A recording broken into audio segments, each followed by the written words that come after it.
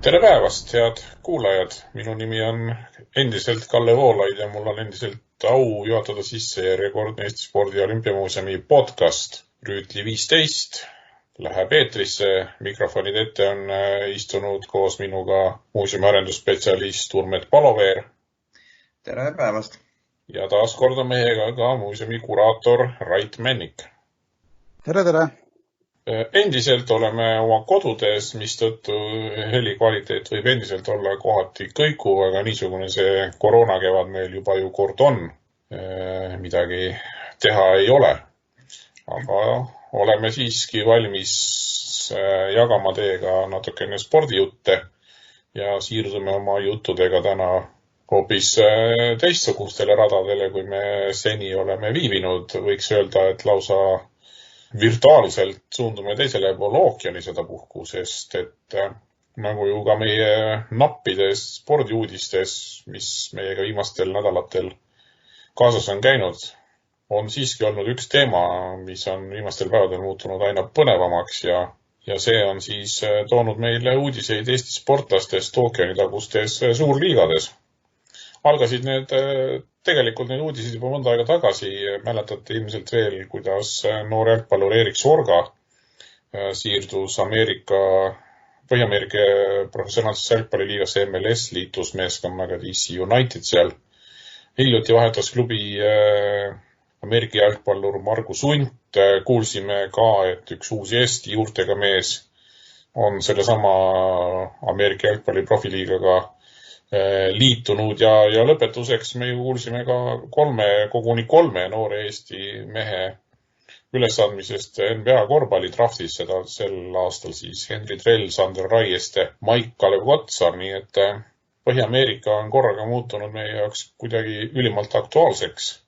Ja kui see juba nii on läinud, siis olemegi sedapuhku võtnud vaatluse alla kogu selle Põhja-Ameerika spordisüsteemi veidi laiemalt ja selle seosed Eestiga läbi aegade on siis tänase saate teema nii-öelda. Et me ju teame, et Ameerikas on olnud mitmedki traditsioonilised spordialad, mis on saanud endale suured profiliigad juba päris ammu, et tegelikult siis pesapall, Ameerika jalgpall, jäähoki, kõik on juba olnud professionaalsel tasemel liigasüsteemis üle 100 aasta, korvpall veidi vähem ja jalgpall ka veidi vähem, aga neid alasid ju on ja jagub. Nii et mida vaadata, seda ju ka jagub. Et on ju isegi siin öeldud, et kõik need suured liigad ja lisaks ka isegi Kanada jalgpalliliiga, siis Ameerika jalgpalli väike vend nii-öelda korjavad vähemalt 15 000 pealtvaatajat igal mängul. Nii et tegemist on üsnagi populaarsete aladega, veidi vähem populaarsed on veel lacrosse ja rugby ja naiste liigad muidugi. Nii et kaaselamist jagub või olen ma midagi jätnud veel kahe silma vahele, on mul midagi meelest ära läinud? Kaugematest aegadest on üks huvitav profisari siia kõrvale tuua küll. Selle lühend oli siis ITA. Ja kui proovida nuputada, et mis valdkonnaga tegu on, siis see lühend lahti kirjutatult tähendab siis International Track Association ja see oli kergejõustiku profiliiga, mida püüti elujõus hoida ja mis oli ka võrdlemis elujõuline ühe olümpiatsükli jagu. See sari sai alguse 73. aasta märtsis. Eluiga oli tal siis 4 aasta jagu kuni augustini 1976 ja sinna koondati siis kergejõustiklasi, kellega sõlmiti profilepingud ja kes võistlesid oma sarjas, et loomulikult Rahvusvaheline Olümpiakomitee ja muud organisatsioonid, kus amatöörspordi reegel ikkagi oli elujõuline, kontakte selliste profisarjadega vältisid, kõik sportlased, kes seal osalesid, nad kaotasid õiguse siis naasta rahvusvahelisse kergejõustiku karusselli ja tiitlivõistlustele, aga boonuseks oli siis see, et ilmselt nii reklaamirahad kui auhinnarahad pidid olema piisavad selleks, et mõni tiitlivõistluste medal ohverdada. Tegelikkuses See sari, mis valtas natuke üle 50 võistluse, oli nii hallivõistlusi kui ka vabas õhus peetud jõukatsumisi. Et seal tehti küll mitmeid maailma tipptulemusi, mis ületasid maailma rekordeid, aga üks peamine ässasid, kes sellega hakkama sai, Ameerika kuulitõukaja Brian Oldfield, hiljem on tunnistanud, et selle perioodi vältel tegelikult ta profina teenis vähem kui enne seda amatöörsportlasena. Et see võib tunduda üsna kummastav, sest kuidas see amatöörsportlane siis seda raha peaks teenima, aga küllap see toetussüsteem on ikkagi nii korraldatud, et maailma tipud ka amatöörspordi ajajärgul ikkagi olid võrdlemisi hästi kindlustatud. No Oldfield on niisugune väga ere näide, et tema hiilge tulemuseks 75. aastal jäi siis kuulitõukes 22.86 ja lisame siia juurde, et ametlik maailmarekord oli 1 meeter ja 1 sentimeeter vähem. Nii et ainuüksi selle ühe numbri põhjal võiks küll väita, et tegu oli väga tugeva võistlussarjaga, kuid tegelikkuses oli ka üsna mitmeid selliseid jõuproove, kus see tase jäi alla siis amatöörspordi, ütleme siis tavakergejõustikuvõistlustele. Ja põhiline oli ülesehitus sellele, et vahendada kuulsate sportlaste duelle, nagu näiteks Jim Ryan ja Kip Keino ja teivashüppajad Steve Smith ja Bob Seagren. Aga need kippus nagu nappima, ammendasid nad ka ennast ja siis toodi sinna juba show-elementidega selliseid mõõduvõtt sekka nagu handicap jooksud ja kuulitõukajad pandi sprinti jooksma ja see oli ka üsna niisugune naiste kergejõustiku jaoks võõras territoorium, et naisi võistles seal ainult sprindialadel ja prooviti ka neid meestega võidu jooksma panna handicap alusel. Need kohati läks ameerikalikuks showks. 300 miljonit inimest olevat neid võistlusi vaadanud 4 aasta jooksul telereklaani vahendusel ja 500 miljonit inimest olevat olnud koha peal võistlusi jälgimas, aga pigem võime seda siis vaadata kui sellist põnevat ekskurssi ja nüüd on kergejõustik taas oma tavapärastel rööbastel juba aastakümneid. Kas sul on äkki siia ka võrdluseks tuua mingisuguseid ühe miitingu publiku arve, mis ühel niisugusel õhtu miitingul selline korralik sellise kergejõustiku publik kogunes sellist elukutselist kergejõustikku vaatama?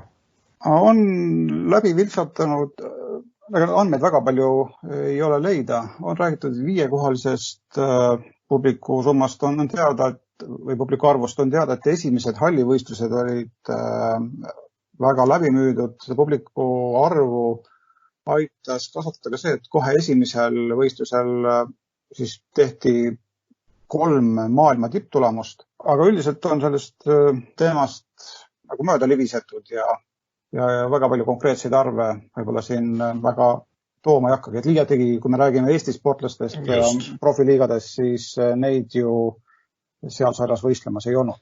See olekski olnud mu järgmine küsimus, et ega seal ju ometi Eestiga mingisuguseid seoseid ei tekkinud. No teadaolevalt ei ole ühtegi Eesti juurtega sportlast siia välja tuua, kui ehk kellegi kauge sugulane ja mõni piisk Eesti verd soontes voolamas, siis oleks uudis, aga hetkel andmed sellistest sportlastest puuduvad. No ja see tõesti natukene oli teistsugune spordiala kui meie muidu need alad, mida me siin täna käsitleme, vaatleme, ehk siis pallimängu või võistkonna alad. Aga ajalooliselt jah, huvitav, et tegemist oli ju sellise amatöörspordi õitsengu ajaga 70-ndatel ja sellise kõige neitsilikuma või amatöörlikuma spordiala kergejõustiku professionaliseerumise katse tegelikult ajalooliselt väga huvitav. Jah, ma usun küll, et see oli niisugune huvitav näide siia pallimängude liigade kõrvale tuua, aga profisport ja ilmselt on võistkonnaala ja võistkonnamängud ja üldiselt need pallidega mängitakse, nii et väike erand siis see hoki on, kus palli asemel litter. No siia saab veel tuua ühe sellise pallimänguala, kus praegu ei ole liigat Ameerikas, tõesti sellist suurt professionaalset liigat, aga kus on ka mitu korda seda katsutud käivitada, see on siis võrkpall. Et oleks ilmselt võib-olla mõnegi kuulajal tekkinud see küsimus, et miks te võrkpallist ei räägi, et sellepärast väga ei räägigi, et seal sellist suurt liigat ei ole. Aga 70-ndatel umbes samal ajal siis tegelikult ka võrkpallis prooviti käivitada ühte sellist vahvat liigat International Volleyball Associationit, mis tegutses kuni Moskva olümpiaastani välja, 1980 aastani välja. Ja teiste hulgas oli selline entusiastlik võrkpalli propagandist tollal ka tegelikult korvpallilegend Will Chamberlain, kes oli selle liiga üks vedajaid ja ka ühel aastal selles meeskonnas seal kaasa mängis. Ja kahjuks liiga ka hääbus, aga selline põnev lisandus või fakt siia oleks see, et toonaste reeglite järgi selles IVA-s siis pidid väljakul olema korraga nii mees kui naismängijad ühes võistkonnas, nii et selline põnev fakt siia juurde veel. Aga tuleme siis nüüd tänasesse päeva. Jätame need lahkunud kõrvale. Aga enne kui hakkame tegelikult rääkima nendest nende alade või liigade kaupa vaatama siis neile lähemalt otsa, siis minu poolt teile ka sisseotsaks veel selline küsimus, et väga populaarne on alati võrrelda Põhja-Ameerika liigasid ja näiteks Euroopa suuri liigasüsteeme, et mis on sarnane, mis on erinev või mis on parem, mis on halvem, et kuidas teile tundub, kas on mõtet neid süsteeme üldse võrrelda või anda mingit hinnangut, et kumb parem, kumb halvem peaks olema? No, selles mõttes, eks keeruline nüüd öelda jah, et mis nüüd parem või halvem on. Mõnes mõttes võib ju öelda, et jah, Põhja-Ameerikas selline frantsiisi ei põhine, et klubi mängib liigas, kust ei ole võimalik välja kukkuda. Sul on nagu konkreetselt teada, et sa järgmine aasta võid ka arvestada ikkagi sellise kõrgel tasemel mängudega erinevalt siis Euroopast, kus läheb kehvasti, siis mängid aste madalamal ja võib-olla aasta pärast veel madalamal, kui ka sinna tugevused teise liigasse pidama ei jää. Aga samas on jälle see frantsiisipõhine kuidagi selline, ta on küll selle kohale võib-olla omane klubi, aga see võib vabalt ka kohe hooaeg 2 hiljem liikuda hoopis teise linna, teise osariiki, võib-olla isegi teise riiki, et siin ju NBAs on näiteks omal ajal Vancouver Grizzlies liikunud ju Memphisesse, USA's Memphis Grizzlies, eks.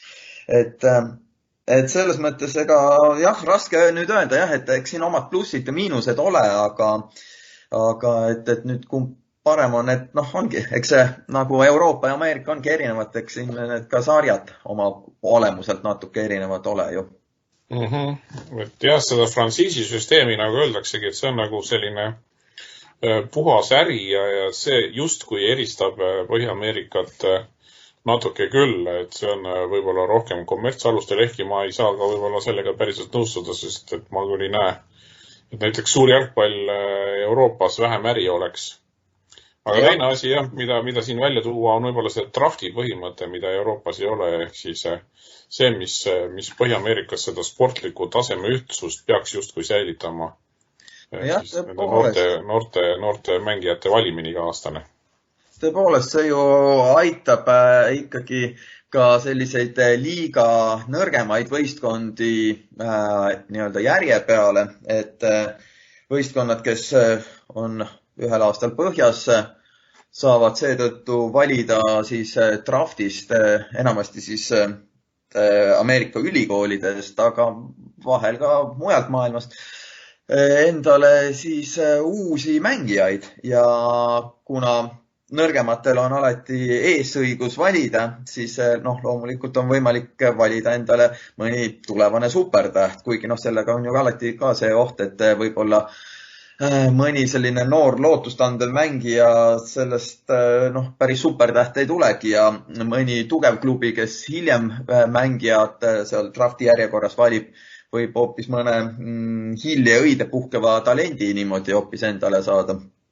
aga siiski jah, see on selline võimalus hoida seda taset ühtlasemana ja neid võitjaid ka võib-olla nii-öelda lasta vahetuda, et ei ole vast päris selline, et Madridi Real ja FC Barcelona põhiliselt jagavad tiitleid Hispaanias, vaid võib mõni teinegi pikemaks perioodiks sekkuda, et on küll jah, seal NBA-ski ju Boston Celtics, Los Angeles Lakers läbi aegade edukaimad, aga kummagi viimane tiitel ju jääb suisa isegi üle-eelmisesse kümnendisse, vist sinna 2008-10 aasta kanti ja on ju ka neid klubisi, kes võib-olla mingi aeg põhjas, siis teevad kõvad tulemused nagu Chicago Bulls ja siis jälle mingi hetk vajuvad, nii et jah, et selles mõttes on kindlasti võimalus sellist ühtlasemat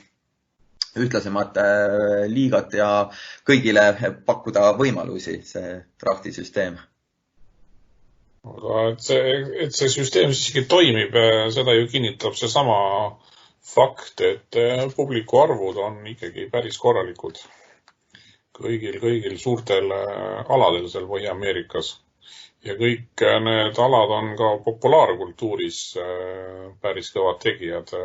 Võtame filmikunsti, võtame spordikirjanduse nii pesapallist, jalgpallist, Ameerika jalgpallist, neid näiteid tuleb ju hulgimalt. Jah, tõepoolest, et isegi kui võib-olla mõni film otseselt ei räägi Ameerika jalgpallist või pesapallist, aga siiski filmi on mingil paaril minutil sisse pikitud Ameerika jalgpall või pesapall, et näiteks selline üks väga populaarne film Forrest Gumpki on ju seal väike periood, kus Forrest Gump siis mängib ülikooli Ameerika jalgpallivõistkonnas ja selline tuttav lausegi sealt Run, Forrest, Run. Jah. Ja eks neid veel teisigi, jah, filmis Kiiruski meenub see, kus Sandra Bullock bussijuhina ja Keanu Reeves siis politsei uurijana bussis on ja siis Keanu Reeves korraga avastab, et Sandra Bullockil on mingi tagi, mis on mingi ülikooli logoga, kus on hea Ameerika jalgpallivõistkond nagu. Nii et selline väike sissepõige jälle, et otseselt Ameerika jalgpallist ju film ei ole, aga niimoodi selline ülikooli Ameerika jalgpallivõistkonna tugev võistkonna nimi nagu läbi käis sealt.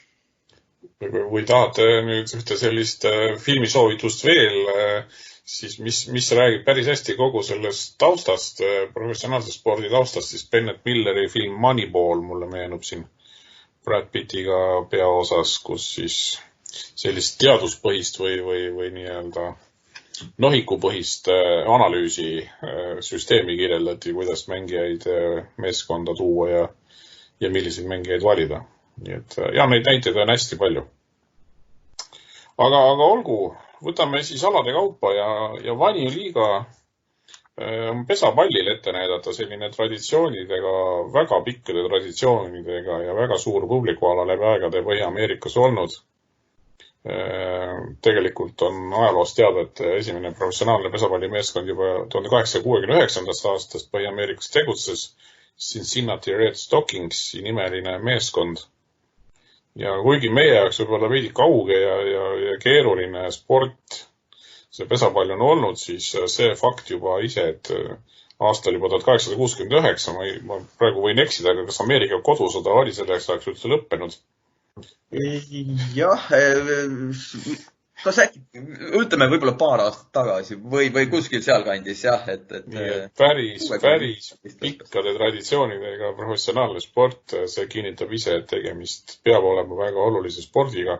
Ütleks, et sama vana kui Eesti üldlaulupidu. Täpselt. Esimese üldlaulupidu aastal Põhja-Ameerikas juba mängiti professionaalset pesapalli. Täpselt, jah. Aga professionaalne liiga, siis tänaseni kestev MLB või Major League Baseball alustas 1903 ja see on siis vanim järjepidevalt tegutsev suur profiliiga nii-öelda Põhja-Ameerikas. Ja kuigi võiksime ju arvata, et ega siit meie regioonist seal mängijaid ei ole, siis läbi aegade tegelikult oleme seal võinud näha nii soomlasi, venelasi või Venemaal sündinud mängijaid, kui tänasel päeval näiteks leedukat Tovidas Neverauskas Pittsburghi Piratesi meeskonna hingekirjas tänasel päeval.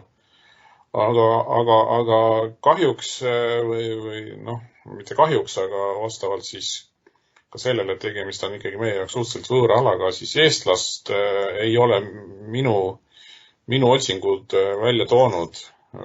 Kui te nüüd kinnitate seda sama, siis peame vist kokku võtma, et tegemist on pesapalli näol ikkagi alaga, kus Eesti seoseid profi pesapalliga Põhja-Ameerikast meil ikkagi ette näidata ei ole. Või on teil teisi andmeid? Meil ei ole teistsuguseid andmeid. Kinnitame sinu viimati öeldud mõtted üle, et tõesti Ameerika pesapall on eestlaste jaoks suhteliselt võõras vara või teema, et on seda ala küll püütud ka Eestis jõudumööda mängida, aga niisugust head tugevat kandepinda ei ole see leidnud. Et hõimu veel, et soomlased küll on sellest Ameerika spordialast teinud oma mugandustega versiooni, teades, et Soome Eestile on natuke lähemal kui Ameerika Ühendriigid, siis ma eeldan küll, et nii mõnigi Eesti mees on Soome pesapalli mänginud, aga nimede koha pealt ka siinkohal jään täpsustuse võlgu. Soome pesapalli koha pealt ja mina ka täpsustuse võlgu, aga kui rääkida soomlastest ja pesapallist Ameerikas, siis mina leidsin, et üks soomlane on ka olnud profimängija MLB liigas ja see oli siis Johan Mikkola nimeline soomlane, kui juba 20. sajandi algusaegadel sai mõned mängud kirja John Michelsoni nime all siis. Aga eestlastest lohutuseks siis, et üks Kanada eestlane siiski Jim Kotkas või James Kotkas kuulus aastal 85-91 Kanada pesapallikoondisse ja osales ka Souli olümpiamängudel, kus küll pesapall tegelikult oli kahjuks näidisalana kirjas.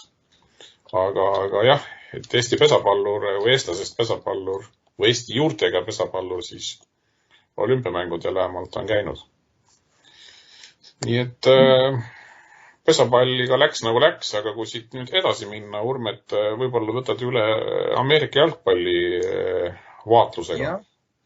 Nojah, Ameerika jalgpalli võiks vist öelda, et on sisuliselt number 1 või selline kõige populaarsem ala USA-s, eeskätt ju enne Ameerika jalgpalli finaalmäng Super Bowl kogub ju sellised teleauditooriumi endale ja seda mitte ainult USA-s, vaid tegelikult ka üle maailma, et vist ei olegi väga spordiala, mille selline üks ülekanne, üks mäng oleks nii populaarne.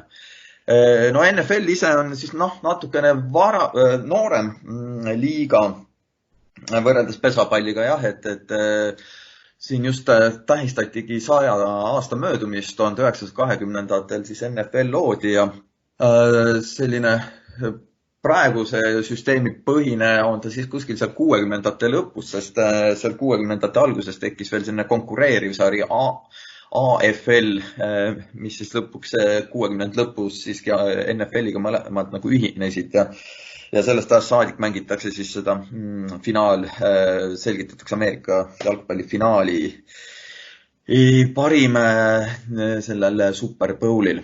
Aga tõepoolest eestlasi siis natukene rohkem on NFL-is mänginud, et esimeseks selliseks Eesti päritolu mängijaks oli Chuck Ehin või siis Charles Kalev Ehin. Tema siis 80-ndate keskpaigas mängis San Diego Chargersi võistkonnas. Hetkel see võistkond, nagu sai öeldud, et frantsiise kolib ühest linnast teise, et hetkel San Diegos see võistkond enam ei tegutse, et on natukene,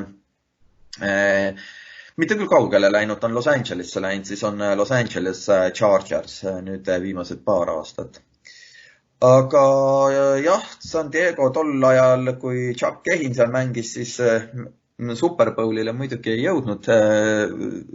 Chargers ongi vist ainult korra finaalis mänginud, nii et tiitleid neil selles mõttes ka ei ole. Aga kes siis lausa niimoodi Eestis sündinutest on sinna jõudnud, siis Mihkel Roos või ameerikapäraselt nüüd siis Michael Roos, kes 80ndate alguses Läänemaal või siis tollases Haapsalu rajoonis Taeblas on sündinud ja juba suht väikesest peale Ameerikasse kolinud. Tema siis 2000ndate aastate keskpaigast kuni nüüd eelmise kümnendi keskpaigani mängis siis Tennessee Titansi võistkonnas, et ainuke klubi oligi, et tema siis klubi ei ole vahetanud. Selline peaaegu 10-aastane periood Super Bowlile ei jõudnud Tennessee tol ajal ka, nii et selles mõttes Roosil Super Bowl on nägemata.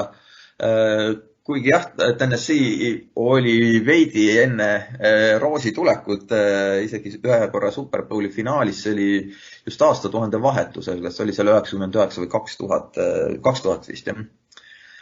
Ja Roosi iseenesest siis on korra valitud seal 2008. aastal ju ka Pro Bowlile, mis on siis sisuliselt ju Ameerika jalgpallitähtede mäng, nii et selles mõttes täiesti väärt saavutus ja ilmselt on ta võib-olla üks enim teeninud Eesti päritolu sportlane, sest et need lepingud headel mängijatel on NFL-is ju ikkagi päris uhkete numbritega. Ja praegult siis, kes meil NFL-is on juba mõnda aega mänginud, on siis Margus Hunt, et eks isegi ole saanud mõningaid neid Ameerika jalgpallimänge vaadata, just kui Margus Hunt nüüd aastal 2013 liitus, et vast isegi paarkümmend mängu tuleb endal ära, et hakkab natuke juba ka mõnedest reeglitest aru saama. Päris soliidne tulemus. Ma arvan jah, et ütleme niimoodi, et üle 10 on neid kindlasti. Arvestades kasvu aja vahet. Jah, õnneks siin mõned mängud ikkagi sattusid olema ka sellisel õhtul kell 11 umbes, nii et polegi veel nii hull, et nii-öelda sellised päevased mängud neil osad ka. Kuidas sa seda klassikalist arusaama siis kommenteerid, et ega eestlased sellest mängust ikka aru ei saa? Algul täitsa jah nõustusin, et tundus, et mis seal on, et eriti ju midagi ei toimu, mingi paar sekundit rabelemist ja siis jälle, ma ei tea, mäng seisab ja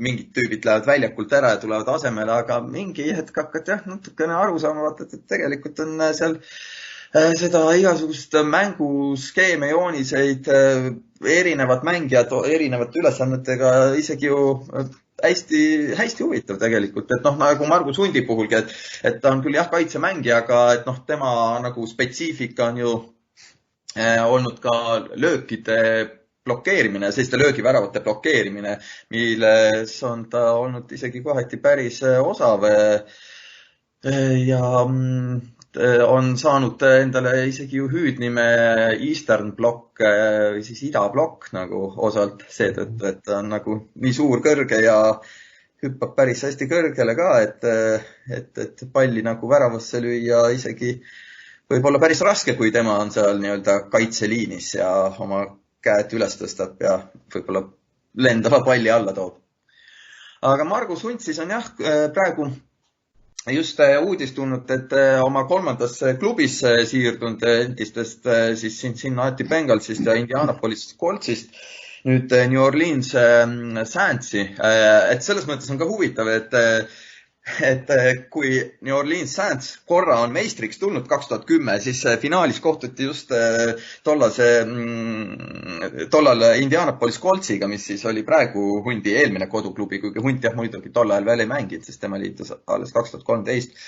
Aga eks nüüd ole jah põnev näha, et kas Margus Hundil on võimalik ka Super Bowli finaali jõuda, sest tegelikult oma divisjoni on New Orleans Saints ju viimasel paaril hooajal võitnud ja selline alaline play-offi meeskond siin viimastel aastatel, nii et võib-olla lähemal kui kunagi varem võiks olla variant, et eestlane jõuab Super Bowli finaali.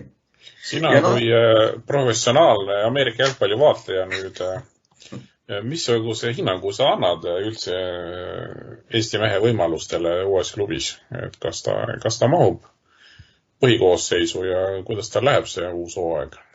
Vot ei ole nüüd nii palju seda Saintsi nimekirja ka vaadanud ja pean ise ütlema, et ega selle paari mängu vaatamisega päris iga klubi koosseise ja nende meeste headust täpselt ei tea ka, nii et eks siin hakkab vaikselt mingi hetk selguma, et kas Hunt on seal nagu põhikaitsjaks või selliseks ikkagi rohkem rollimängijaks, kellegi augutäiteks või siis täpselt selliseks nii-öelda spetsiifilise situatsiooni või mängijaks võetud. Et kuigi mäletan mingi paar nädalat tagasi, nüüd ei oska küll öelda, et kus ma nägin, aga nägin nagu artiklid, kus isegi öeldi, et Hunti arvati tol hetkel lepinguta kaitsemängijatest suida seal nii-öelda päris esikolmikusse nimetatavat, aga see on ilmselt jälle kellegi hinnang, aga vähemalt kellegi arvates oli ta tol hetkel üks paremaid lepinguta kaitsemängijaid. Aga tõepoolest siin paar päeva tagasi siis käis veel läbi selline uudis, et Eesti päritolu ameeriklane, kelle vanaema siis, üks vanaema on eestlane, kuidas see nimi nüüd oligi? John Molcon, jah.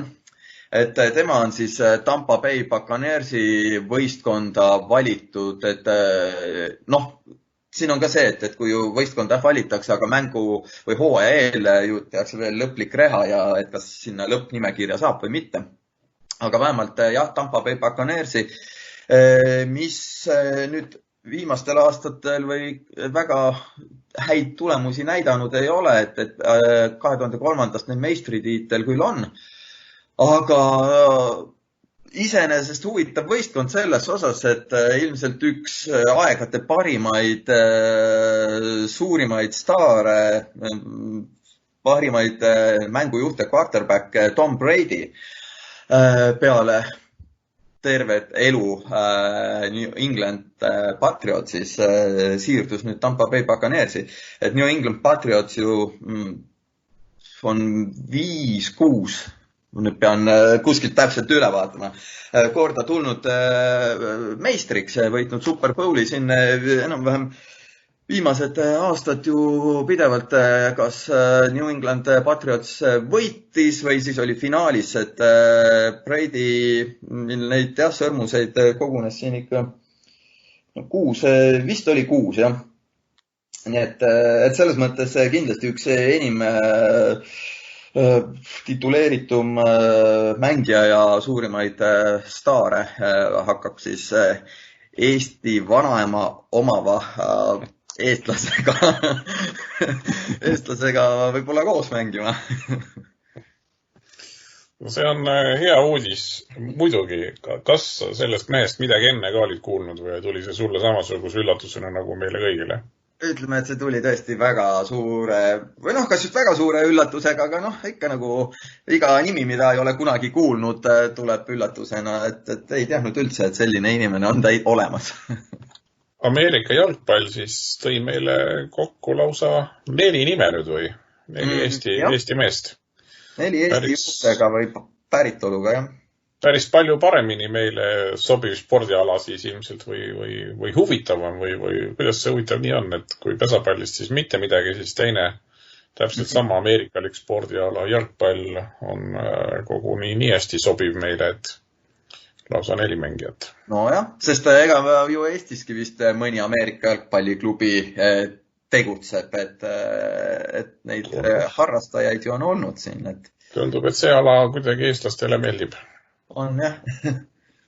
Ma isegi suurendaks seda 4 loetelu mõne pügala võrra 4,5, et selline Ameerikas üsna tuntud pallimängija nagu Robert Lee Griffin kolmas on ju tegelikult ka Eestiga võrdlemisi tihedalt seotud ja on mitmeid, kes talle väga tuliselt pöialt hoiavad.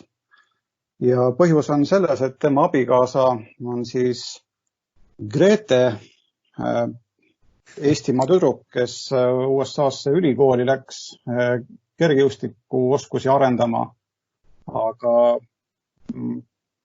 leidis uue väljundi siis nii nagu võib-olla ka Margus Untke, kes kergejõustikuni läks ja Ameerika jalgpallis ennast leidis, et tema siis leidis endale abikaasa, kes ka Eestis on käinud mitut puhku ja ka Tartu linnas aidanud Ameerika jalgpalli klubi Titans treeningut läbi viia, nii et väga sümpaatne mängumees ja on veel siis keegi, kellele Eestimaalt pöialt hoida. Nii et see hooaeg, siis algav hooaeg saab olema päris Eesti spordisõprade jaoks päris suurt tähelepanu selle NFL-i peale, siis ilmselt saab pandud. Ja Urmetil on mitmeid unetuid öid olemas. Tõepoolest, ootame põnevusega. Nii et 4,5 vastu 0 pesapalli pannud mitte midagi siis vastu. Aga kuidas jäähokiga on? No suurusjärgud on umbes samad nagu Ameerika jalgpalli puhul. Eestlasi on seal maailma tugevamas liigas jääväljakul nähtud ja võib-olla mõned persoonid, keda sealt välja tuua, on ka need, keda ainsana välja tuua. Et teen siis pikemalt juttu hakatuseks võib-olla sellisest mehest, nimi Toomas Edur.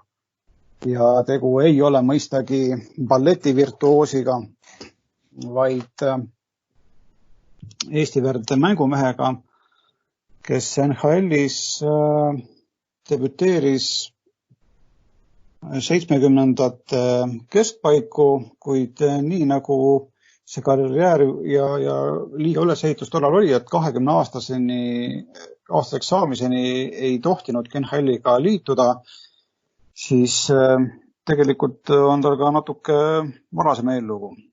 Et tegusest tegelikult puhta paastarde Eesti poisiga, kes inglise keelt hakkas õppima alles 5-aastasena, sündis Torontos ja tegutses kaitsemängijana.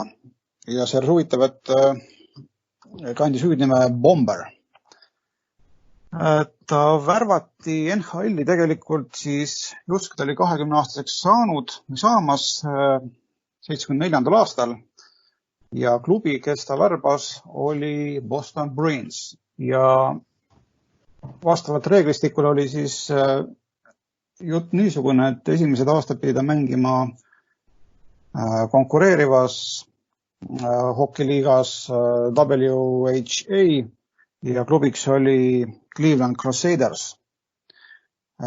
Seal lõi ta kaasa aastatel 73-76 ja Boston Bruins, kes ta tegelikult oli värvanud, et kui oleks õnnestunud selles klubis kanda kinnitada, siis oleks võinud rääkida väga muljetavaldavast karjäärist, sest Bruins oli 70. aastal, 72. aastal võitnud Stanley Cupi ja aastal 74-78 jõudis veel 3 korral finaali, aga Tom Eduri karjäär liikus natuke teises suunas, et Hänlis sai ta jääle hakatuseks 76. aastal Colorado Rockies meeskonnas.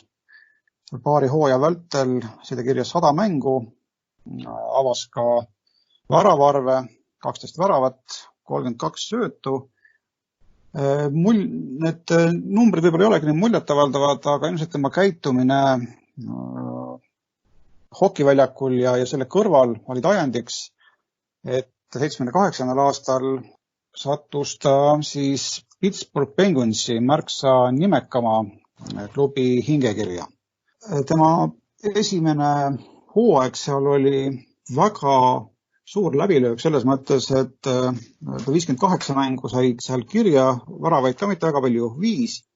aga väravasööte ja meeskonna heaks tööd tegi ta niivõrd palju, et väravasööt oli siis 38 ja pärast seda pöörusid juba paljude klubide pilgud tema suunas, sooviti teda mitmetesse linnadesse, frantsiisidesse, aga see, kes Tom Eduri enda hingekirja sai, oli hoopis Jehoova tunnistajate seltskond. Et Tom Edur ise on öelnud, et ta ei saanud hakkama või ta oli korraliku Eesti kasvatusega, rõhutati, tal olid pereväärtused väga tähtsad ja kõik see NHL-i hiilgus ja sära, et see kõik tegelikult oli seotud varjupoolega, palju sellist ringi liikumist hooajal ikkagi 80 mängu, üle õhtu uus hotell, uus baar, tüdrukud, et kõik see oli midagi niisugust, mis teda nagu väga väsitas. Kui ta teatas enda soovist profihoki karjäär sinna paika jätta, siis tegelikult Pittsburghi klubi oli niivõrd huvitatud, et kui ta siiamaani oli teeninud umbes $100,000 hooaja eest, siis seda summat kohe suurendati 200,000-ni, lõpuks räägiti 700,000, mis tänapäevases võrdluses on umbes nagu 7 miljonit hooaja eest.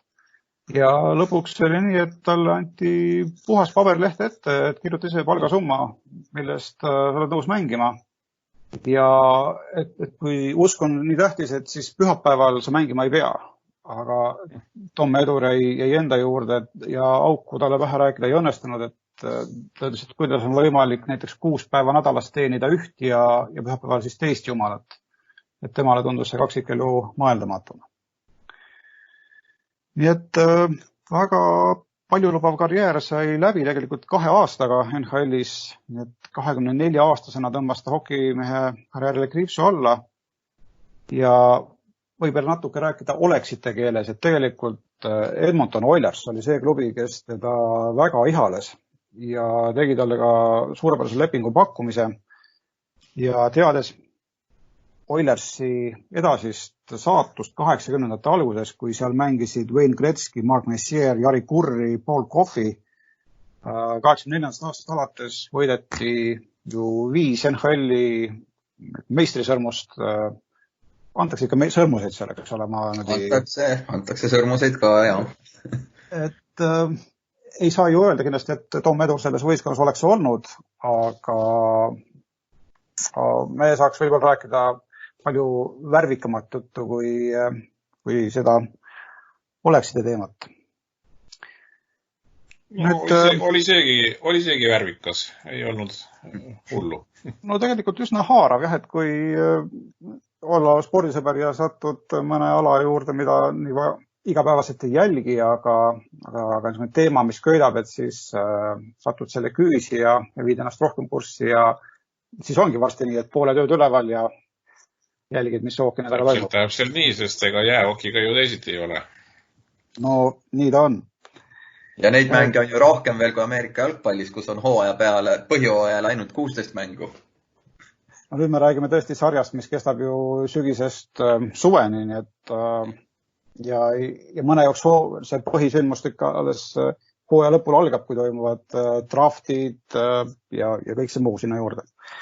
Kui natuke numbritest rääkida, siis tegelikult ju üllatav, et kõik meie lähinaabrid, Venemaa, Läti, Soome, Rootsi on hokis väga tugevad, on ka väga suurel määral esindatud NHL-is. Väike eelluure siin räägib 25 Läti hokimehest, kes on NHL-is mänginud 2 leedukast, ukrainlasi, valgevenelasi, kes on ka hokikoondisega väga tugevad ja kes on olümpial MM-il mänginud. Et nende meeste arv jääb 10 piiridesse, et Ukraina paar meest vähem, Valgevenel paar meest rohkem.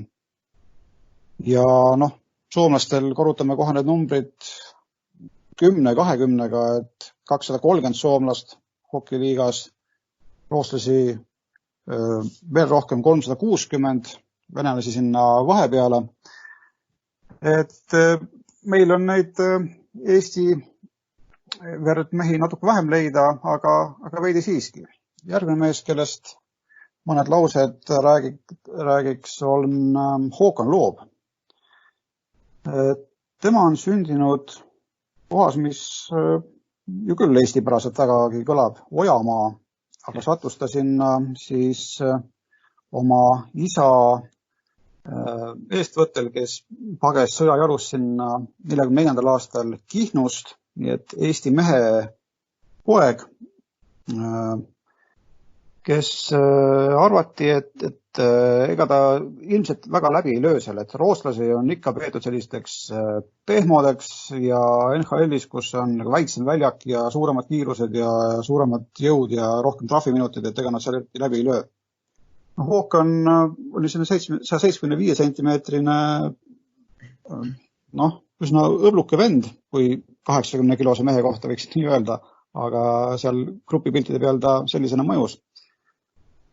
Et tema karjäär tegelikult sai alguse Färjestadis, tõeline legend on ta selles klubis, et aitas siis Färjestadi klubi Rootsi meistritiitlini eliitseeriani võiduni 83. aastal ja pärast seda kohe viiski teekond üle ookeani, kus ta mängis 89. aastani 6 aastat Calgary Flamesis.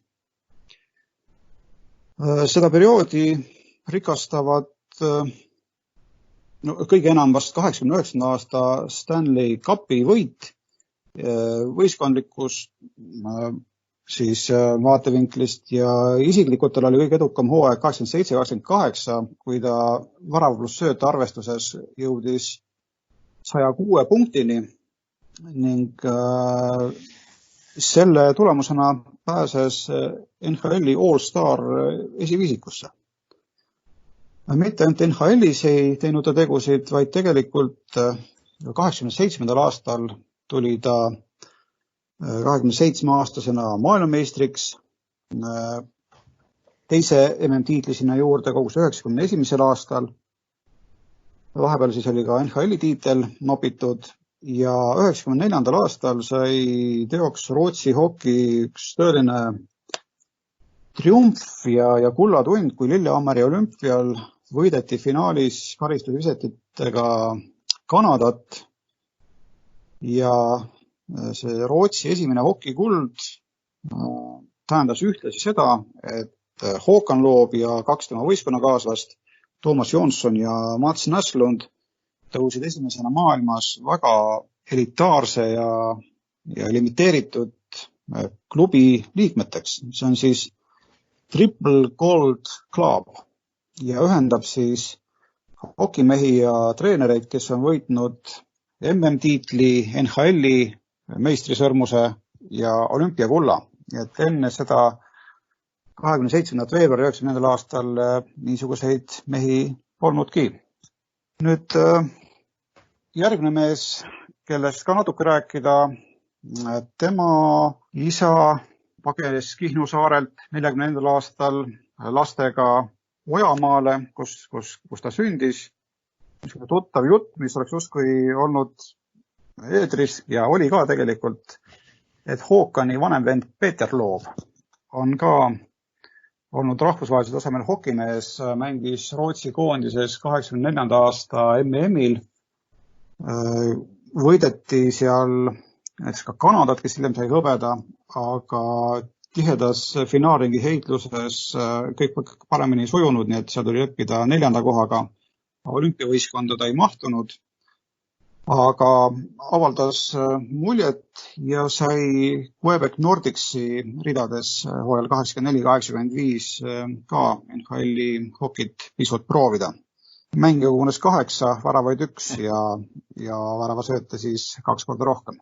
Nüüd järgmisena, kui rääkida Eesti meestest Ameerika profiliigades, siis tuleks otsida spordiaktiivides üles selline mees nagu Toivo Suursoo. 75. aastal Tallinnas sündinud mees, 16-aastaselt valis edasiseks väljundiks Moskva avarused, oli Krõlja Sovetovi süsteemis ning 94. aastal 19-aastasena valiti ta NHL-i drafti 283. mehena. Valijaks oli Detroit Red Wings, ka klubi, mis kindlasti tutvustamist ei vaja. Kusjuures Detroit siis hakkaski nii-öelda oma seda vana hiilgust taastama, et nad ju 90ndate lõpp olid ju ikka väga ja 00ndate algus väga selline domineeriv jõud ju NHL-is. No küllap neil olid suured lootused ka eestlase Toivoga, aga samas see valikusõel oli niivõrd tihe, et ega seal ei olnud lihtne maailma tippu pürgiva klubi liikmeskonnas kanda kinnitada ja nii Toivo Suursoo peale draftist valimist tegelikult veel mitmeid aastaid mängis Euroopas ja huvitava kõrvalevõikena võib öelda, et 97. aastal kuulus ta Euroopa meistrite karikaturniiri võitnud Turu palloseura rivistusse, nii et võrdlemisi korralik auhind, kena hooaeg Euroopas ja pärast seda tekkis muidugi soov Ameerikasse tagasi liikuda, mille ta ka teoks tegi, nii et ilmselt selline Euroopas saadud edukogemus innustamas ta USA's saigi mängida mitmeid mänge nii Red Wingsi kui Mighty Ducksi võistkondades. Aga paraku ei ole see Eesti hokkilugu nüüd nii kõlav, et me saaksime Red Wingsi ette öelda Detroit, vaid tuleb öelda linnanimeks Adirondack ja Mighty Ducksi klubi ees käis Cincinnati. Tegu oli pisut madalamate liigadega kui NHL, et sinna Toivo Suursoo välja ei murdnudki ja pärast seda, kui oli mänginud karjääri vältel lisaks Ameerika Ühendriikidele ka Soomes, Rootsis, Venemaal, Taanis, Lätis, Valgevenes, Inglismaal, Prantsusmaal, Norras ja ühe mängu on kirja saanud ka näiteks Tartu välkvõistkonnas. 2012 hooajal sai tema mängija karjäär läbi ja hiljem on ta siis treenerina andnud nõu Eesti hoki juunioridele ja praegu tegeleb meil teadaolevalt Venemaa avarustel. Ja Venemaa suunalt leiame ka see viimase mosaiigikillu siia ülevaatesse. Leo Komarov on Narvast pärit hokimees ja ühtlasi ka ainus Eestis sündinud hokimees, kes NHL-is platsile on saanud. 87. aastal ta siis sündis ja üsna noorena tegelikult viis tema tee Soome, sest tema isa Aleksander oli ka spordimees, kes Vaasas kanda kinnitas ja nii ka siis võttis pere kaasa ja Leo sai soomepärase kasvatuse ja hoki algkoolituse, murdis ennast Soome juunioride hoki võistkonda, võideti juunioride MM-i pronks ja kandis ta ka Soome hokikoondise kapteni paela nooremates vanuserühmades. Või kapteni paela vist hokis ei kanta, et seal numbri all peaks käima see kriipsukene, eks ole, aga see selleks. Jah, paela vist jah, ei ole vist näinud, jah. Igal juhul tema mängija karjäärist rääkida, siis 25-aastasena sattus ta Toronto Maple Leafsi ridadesse, on USA's mänginud 5 hooaega, ütleme Põhja-Ameerikas, et Toronto ikkagi jääb ju Kanada piiridesse. Aga see vihje Ameerikale või USA'le ei olnudki nagu liias, sellepärast et hetkel on ta New York Islandersi hingekirjas ja ei ole ka veel 31-aastasena mängi lõpetanud. Mine tea, ehk ootab veel üsna särav 10. ees. Aga ka see, mis tehtud, ei ole üldse midagi niisugust, mida oleks põhjust häbeneda, et ta on võitnud MM kulla 2011. aastal, 2 hõbedat, 2014-2016 on kuulunud Sotšis olümpia pronksi võitnud Soome hokirivistusse ja individuaalsete soorituste osas võiks välja tuua siis 2016. aasta All-Star nädala lõpu Nashville'is, kus ta ka enda oskusi näidata sai. Nii et üsna vähe tegelikult tuleb tunnistada, aga samas mitte piinlikult vähe. 5 nime, keda võime Eesti hoki esindajateks pidada maailma suuremates hokiliigades ja Põhja-Ameerikas.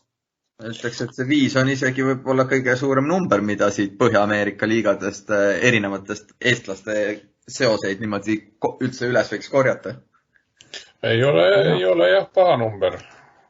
Kui ma nüüd siit jutu järgi uuesti üle võtan ja korvpallist rääkima hakkan, siis NBA-st ei õnnestunud mul nii palju nimesid nüüd leida. Küll aga leidsin siiski, et kui te nüüd lubate mul korvpalli juurde minna. Jaa, kuulaks küll korvpalli. Saime vist hokijuttudega ühele poole, et tegelikult esimene mees, Eestis sündinud mees, kes tegelikult NBA-s ära draftiti, oli juba 1962. aastal Jaak Kardoni nimeline Tartus sündinud korvpallur.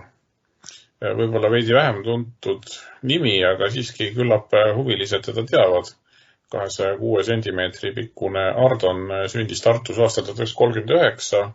Sõja ajal lahkus koos perega Eestist ja hiljem tegi tublisti sporti koolipäevil. Oli nii edukas kergejõustiklane kui ka korvpallur ja tema kergejõustiku tulemused on tegelikult täiesti tähelepanuväärsed. Selles mõttes, et tema isiklik rekord kõrgushüppes, muidugi pikkust oli tal ka omajagu, aga see oli siiski ju veel flopieelne ajastu ja sellele vaatamata siis saada kirja 195 sentimeetrit. Isiklikuks rekordiks oli tegelikult suhteliselt muljet avaldav, kas või ka selles kontekstis, et 61. aastal, kui ta selle rekordi hüppas, siis samal ajal Eesti kõrgushüpperekord näiteks oli üldse vaid 5 sentimeetrit parem, nii et täpselt 2 meetrit. Nii et oleks kodu Eestis olnud ilmselt ka päris korralik kõrgushüppaja. Ja ülikooli korvpalli mängis Tulane'i ülikoolis New Orleansis ja mängis päris kõvasti seal. Paistis silma hea lauavõitlejana ja paistis silma ka küllaltki kõva skoorijana. Tema see Tulane'i eest ühe hooaja vältel võetud, kas oli see 1990 umbes lauapalli, oli veel mõni aasta tagasi ülikooli rekord endiselt. Nii et jah, kolledži või ülikooli korvpallis sai päris head tulemused ja nii ta siis ka drafti läks ja sealt 55-ndana siis 1962. aastal draftiti meeskonnaks, kes ta draftis oli Chicago Zephyrs, millest hiljem siis nende samade keerukate frantsiisi kolimiste mõjul sai Bullets ja veel hiljem siis Wizards Washingtonis. Nii et tänane Washingtoni Wizards oli tegelikult see sama meeskond siis, kuhu Jaak Kardon või Jack Kardon siis 62. aastal nopiti, kus ta küll väljakule lõpuks ei pääsenud, sest et erinevate arengute tulemusena kolis ta 62. aasta sügiseks mängijana hoopis Kansas Citysse Steersi meeskonda ja mängis siis teises profiliigas, mille nimeks oli siis ABL ja see siis tähistas tollal American Basketball League'i, selline konkureeriv korvpalli profiliigas siis paar aastat tegutses ja tol aastal lõpuks Steersi meeskond selle liigaga ära võitis, nii et tegelikult kuigi mitte NBA-s, aga profikorvpalli tiitli Jaak Kardon endale siiski ära korjas, mis tegelikult on ka kõva sõna. Ja NBA-s seda kahjuks jõudnudki, sest et samal aastal korjas endale üles või 63. aastal korjas endale üles ka vigastuse, karmi põllu vigastuse, mis tema mängija karjääri lõpetas. Nii et Tartus sündinud mees NBA-s küll draftitud ja sellega ka ajalooline Eesti korvpallur, aga NBA-s ta kahjuks väljakule ei jõudnud.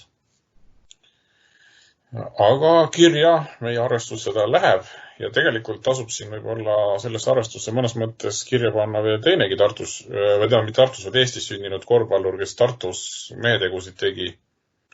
Jaak Lipso, kellest siis, nagu me teame, on samuti räägitud, et temagi vastu tunti NBA-st omal ajal huvi, oli see aastal 65 ja Lipsa on seda ajakirjanikele, nii et siit tervitused Aldo Maksimovile, kes selle loo on ilusti kirja pannud.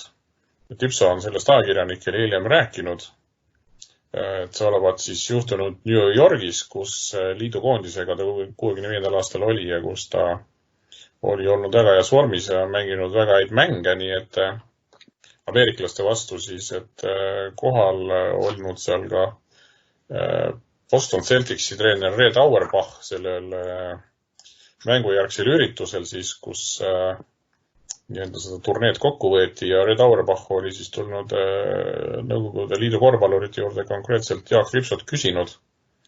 Ja kui Lipso siis püsti tõusis, siis oli talle teinud väga konkreetse ettepaneku ja mitte ainult Lipsole, vaid ka liidukoondise treenerile Komelskile.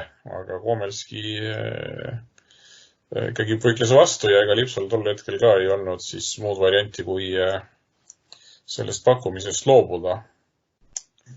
Nii et tegelikult ma arvan, et Jaak Lipso selles mõttes läheb meil ka kirja NBA nii-öelda kontekstis olnud Eesti korvpallurina. Vähemalt poole punkti ulatuses ehk või poole hääle või ma ei tea mille ulatuses. Et Ard on 1, Lipso pool. Kui te lubate. Ja, me lubame, kuulame edasi. Lipsot ikkagi drafti ei võetud. Selles mõttes. No, aga see mänguoskuste taha kindlasti ei jäänud.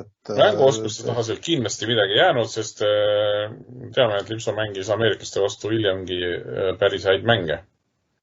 Ja ta on ise ka hinnanud intervjuudes erinevates, et oma selliste mängija omaduste poolest oleks ta ilmselt NBA-le ka sobinud. Aga kahjuks läks nii nagu läks, et ja ka ärahüppamise peale Lipso tunnistab tagantjärele, et ta mõttes tol korral isegi, et võib-olla jääda Ameerikasse, aga et siiski vastutustunne kodumaale olnud perekonna eest sundis seda ikkagi naasma. Nii et natukene kahju, Boston Celtics elas ju tollal ka väga häid aegu. Red Auerbach on kindlasti üks tuntumaid või legendaarsemaid NBA treenereid ju üldse, kelle käe alla sattuda. Nii et tegelikult variant oleks olnud päris ahvatlev. Aga on meil siiski ka mees, kes NBA-sse jõudis ja seal mängis, nagu me teame, see on Martin Müürsepp, esimene eestlane ja ainus eestlane, kes tegelikult siis NBA-s väljakule tulnud. 96. aastal läks ta NBA draftist läbi päris korralikul kohal 25-ndana, valiti Utah Jazzi poolt, kaabeldi edasi Miamisse, tegi lepingu Miami Heatiga, debüüt 21. detsembril 1996 Houston Rocketsi vastu, aga Miamis Martinil väga pikka pidu ei olnud, sai kirja vaid 10 mängu. Kolis edasi Dallas Mavericksi, kus sai kirja üle 70 mängu, nii et kokku jäi siis Müürsepp arvele NBA-s 83 mängu, mida ei olegi nii vähe, 2 hooaega ja tegelikult ka punkti rekord ühest mängust 24 Los Angeles Clippersi vastu ei ole ju ka üldsegi mitte halb, nagu ka lauapallide rekord ühest mängust 14. Nii et ma usun, et tegelikult kuigi tagantjärele teame, et Müürsepp NBA-sse ju läks noore mehena ja mängijana alles kujunemis ajas olnud mängijana või sellise, kuidas öeldakse, et lihvimata teemandina võib-olla oleks kõige õigem öelda ja ta on ka ise tunnistanud, et oma parimaid mänge mängis ta hiljem NBA-st tagasi tulnuna Euroopas, kus ta ka väga heade treenerite käe järjest läbi käis, siis ei ole halb karjäär Müürseppal olnud ja ei olnud ka halvad aastad tal NBA-s. Nii et 2 mängijat meil siis, kes on draftist läbi läinud ja Jaak Lipso, kes oli huvisfääris. Ja kui siit siis lõppu vaadata, siis tuleb veel 3 meest siis tänavusest draftis. Võime siin nüüd ennustada, et kas Henri Drell, Sander Raieste või Maik-Kalev Kotsar, kes nüüd 3 on, et kas mõni nendest läbi läheb draftist. Kuidas teile tundub, ma ei tea, aga mina pakun, et vähemalt 1 läheb optimistlikult. No, mulle meeldib ka optimistlik olla, nii et ühte vast ikkagi võiks loota, et ta rohkem nagu jah, praegu nii optimist nüüd ei ole, et kõiki kolme julgeks pakkuda, aga mine sa tea. Ja ma isegi ei oska arvata, kes nendest kolmest soosik või favoriit peaks olema. Juures sügise poole veel isegi vist ka mingite spetsialistide arvati, et Trail võiks olla esimese 60 hulgas nii-öelda kindlasti valitud. Aga nüüd viimaste kuude jooksul on ta nagu sealt nimekirjast ära pudenenud, aga noh. No ei tea, jah, siin on neid hooajad ju jäid pooleli ja kuidas see draft üldse toimub, me ju seda kõike veel ei teagi. Aga nad on kõik väga head korvpallurid, selles ma olen absoluutselt veendunud ja nende mängu vaadata ja üldse meie praeguse Eesti koondise mängu vaadata on lausa lust, nii et ma arvan, et kui mitte NBA-sse, siis mujale headesse klubidesse need mehed kõik jõuavad ja Eesti korvpalli tulevik selles mõttes on ilus. Ja, muidugi oleks jah tore, kui ühe aasta draftiga jõuab NBA-sse rohkem eestlasi kui eelnevate aastakümnetega. Ja, see oleks ilus ja see viiks korvpalli selle meie väikse konkursi või võistluse kohe tabeli tippu ju. Vist, jah. Ilusasti liidriks ja õigustatult liidriks, sest et olgem ausad, korvpall on ikkagi eelnevatest aladest rohkem Eesti mäng kui siin jäähoki või Ameerika jalgpall või pesapallist rääkimata. Tõepoolest.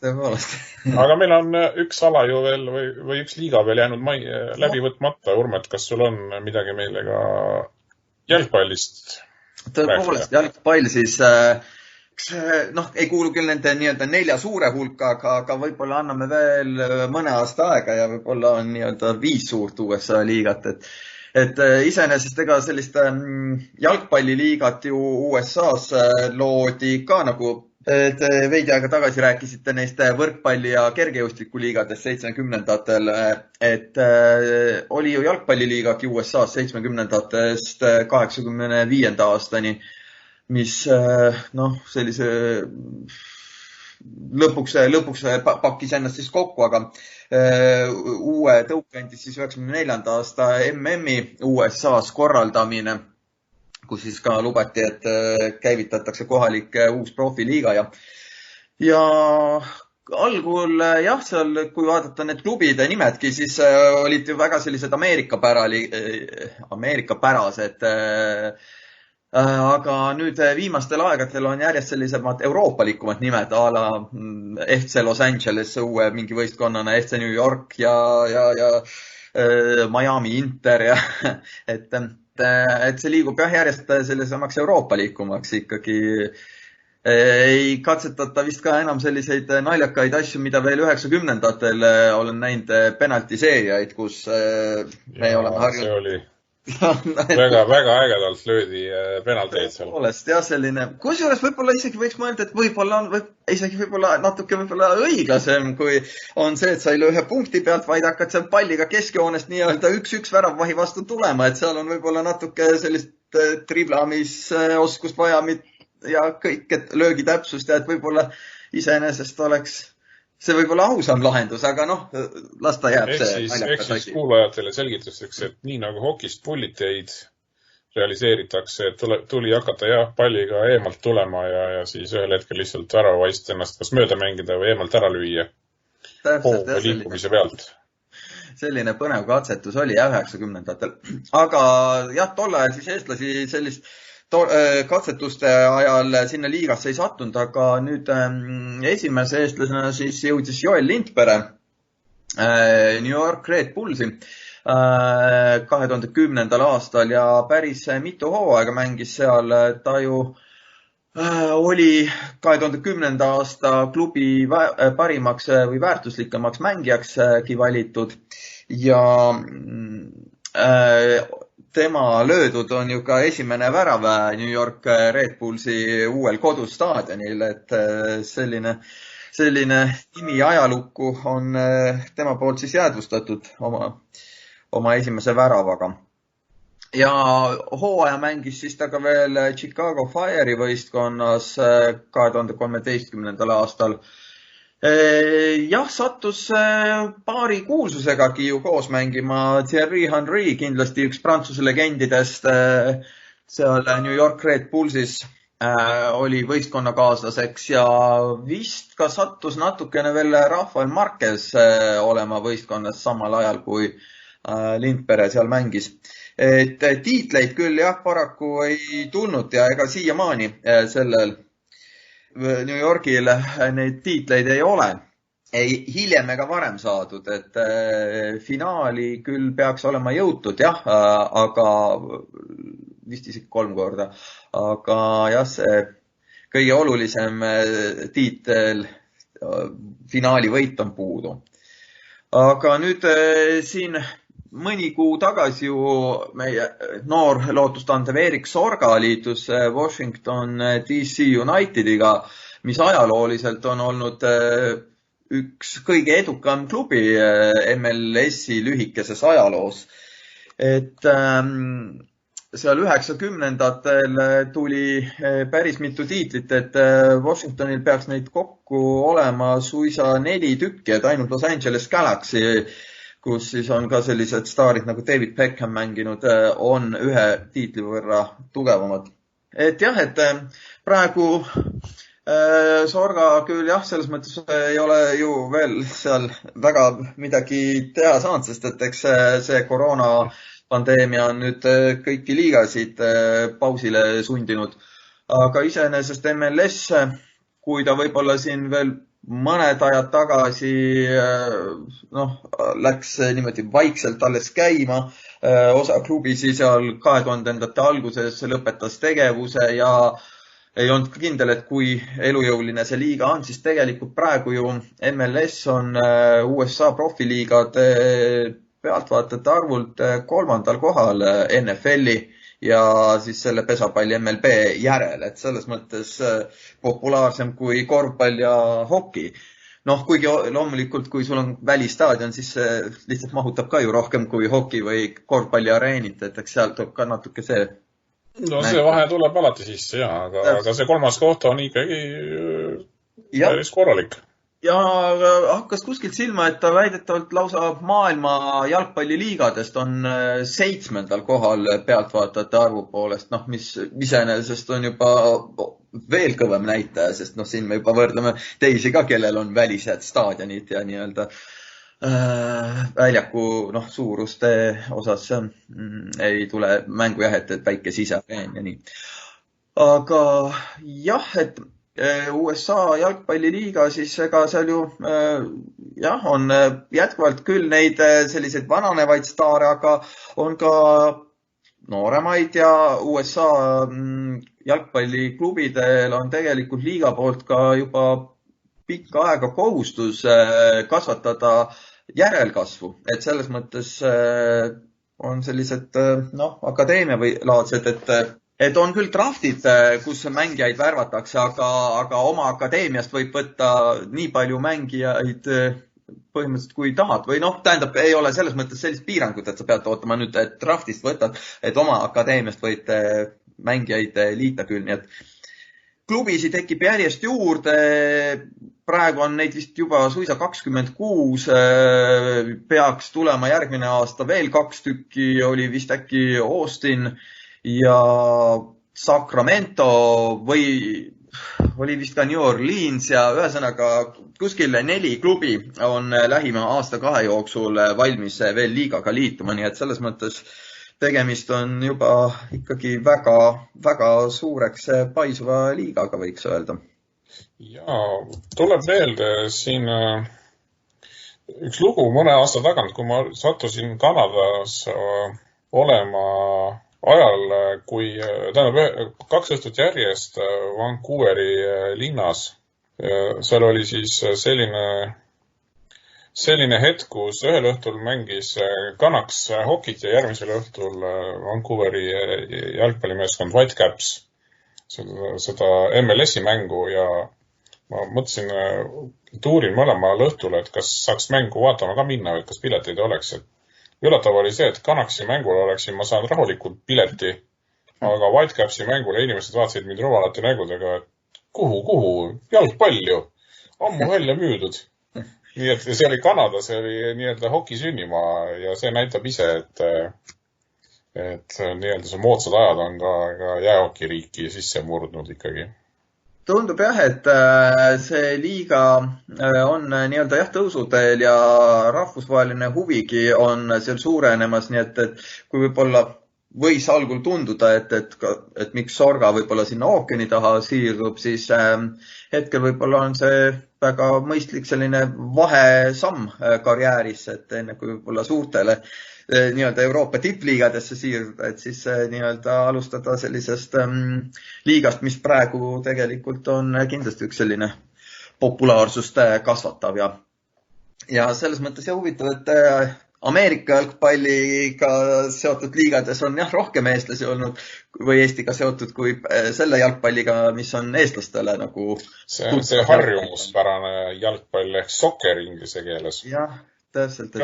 Kas jääbki 2 juurde? Rohkem sul sinna lisada ei ole? See ei tule nagu ette jah, sest vähemalt ei ole minuni nagu jõudnud seda infot, et meil oleks keegi veel seal MLS-is või siis selles NASL või kuidas seda nimetati, seda toona 7-80-ndatel tegutsenud. See oli ka huvitav liiga. Jah, oli jah, NASL, NASL. Aga nüüd lõpetuseks, head vestluskaaslased, kas me suudame ka mingisuguse sellise valiku teha, et kokku tuli ju siit nüüd ikkagi tubli 10 või rohkemgi nime, kes Põhja-Ameerikas tegusid on teinud Eesti verd või Eesti juurtega sportlasi, et kellel neist kõige paremini on läinud? Kas selle valiku tegemine saab olla lihtne või raske ülesanne meile? Ma ei tea, mulle millegi pärast võiks tunduda, et äkki ikkagi on Michael Roos see, sest et tema oli ju 10 aastat NFL-is, et ma arvan, et keegi nendest jah, tegelikult jah, muidugi siin jah tuleb jah, juba see Haakon Loob siiski tegelikult sisse, jah. Ma ka jah tooksin selle Triple Gold Clubi sisse, kus maailmas üleüldse 30 liiget on 4 riigist ja kui ühe Eesti mehe poeg on ka seal, siis ma arvan, et palju kõrgemale ei olegi pallimängude või ütleme siis meeskonnalade sfääris võimalik tõusta, kui sa oled profiliiga võitja, olümpiavõitja, maailmameister. Vist nii, jah.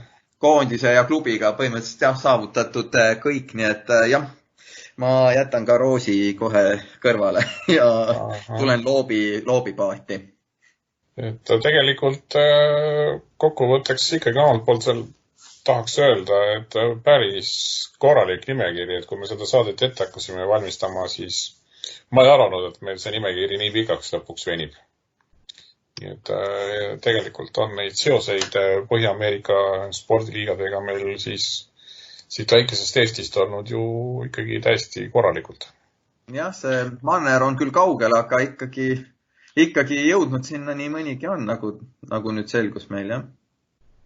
Ja hea, et sai selle saate nüüd ära teha, sest kui see invasioon jätkub niimoodi, et 3 meest NBA-sse see hooaeg ja siis on ju uks praokil, et mine tea, et täna pääsesime suhteliselt lühikese saatega veel, aga mine tea, kui pikad jutud siin mõne hooaja pärast tuleks rääkida.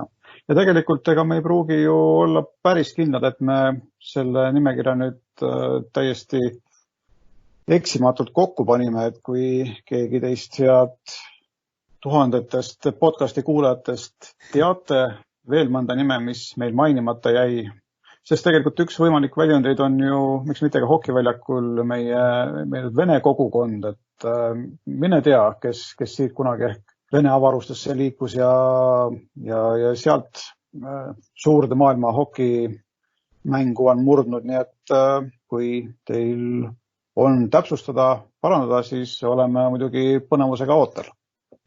Ja meili aadress podcast@spordimuuseum.ee ootab kõiki kommentaare, ettepanekuid, arvamusi, vihjeid, soovitusi, kriitikat. Olete tervetulnud kirjutama meile. Aga ma arvan, et siin on hea hetk see saade tänaseks lõpetada ja kohtume siis juba oma järgmistes podcastides. Aitäh, et kuulasite! Nägemist! Kohtumisteni!